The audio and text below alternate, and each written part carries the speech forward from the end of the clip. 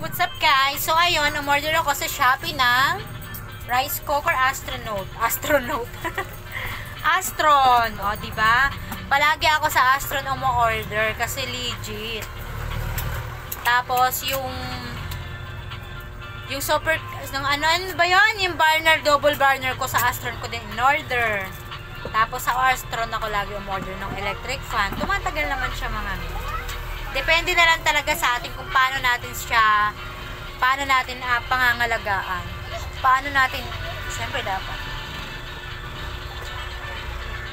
Yung in-order ko doon na maliit na electric fan sa Astro. Nasira siya kasi wala nang pahinga, tapos di siya nalilinisan. Kaya ayun, bumigay. Nag-ano siya, uminit ng uminit. Overheat. So ayan, ito yung in-order ko. Ayan. Oops. Ayan, in-order ko. Maganda siya mga mion. Sa Shopee yan, sa Astron. Talaga siya in-order ko. Sa page ng Astron sa Shopee.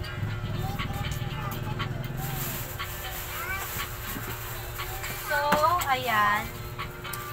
Ay, gusto ko, mas maganda mga mi na o-orderin natin ng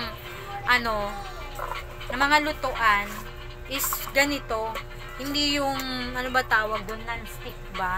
Yung kulay itim.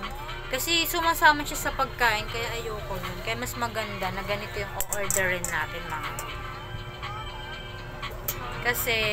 Kasi habang tumatagal nababalatan yung black, diba? Napupunta sa pagkain. So, syempre. So, ayun lang. Share ko lang. Bye-bye.